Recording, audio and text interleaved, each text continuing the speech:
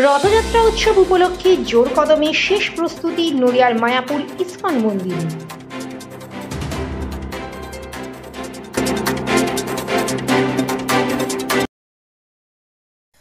This video is for information and knowledge purpose only.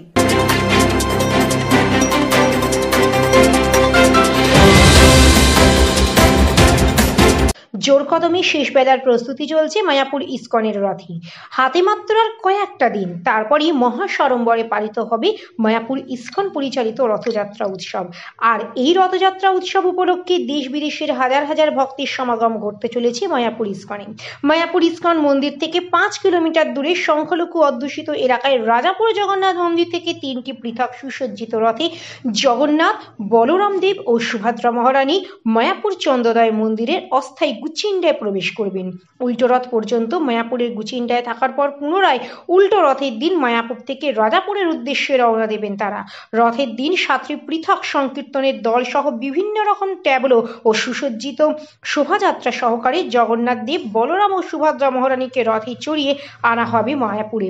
জাতি, ধর্ম, বর্ণ নির্বিশেষে সমস্ত ধর্মের মানুষের আগমনে মিলন মেলায় পরিণত হবে মায়াপুর ইসকনের রথযাত্রা উৎসব।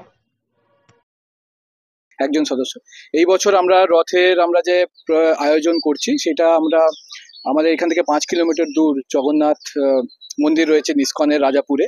ওইখান থেকে আমরা রথযাত্রা আরম্ভ করব 7ই জুলাই। আর আমরা এখানে এখানে আমাদের গুন্ডিচা থাকবে 7 দিন। এবার এই বছর আমরা মন্দিরের প্রাঙ্গণেই আমরা গুন্ডিচা অবস্থিত করছি।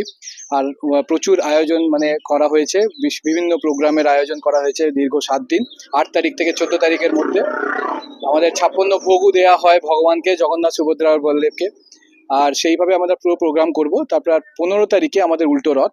15 তারিখে আবার এখান থেকে গুন্ডিচা থেকে, যেটা ইসকন মায়াপুর প্রাঙ্গণ থেকে রাজাপুরে যে জগন্নাথ মন্দির, সেখানে আমরা ফেরত যাব। এই ধরনের কোনো চমক আমরা রাখা সম্ভব হচ্ছে না, কারণ এইটাই, কেন কি এটা ভগবানের, যেহেতু আমাদের একটা ভগবানের সঙ্গে আমরা রয়েছি, আর ভগবানের যেহেতু একটা রথযাত্রা পুরোপুরি ভগবানের জন্য, তো সেই জন্য আমাদের যতজন অ্যাডমিনিস্ট্রেশন রয়েছে আশেপাশে তারা মেনলি এখানে আসবেন।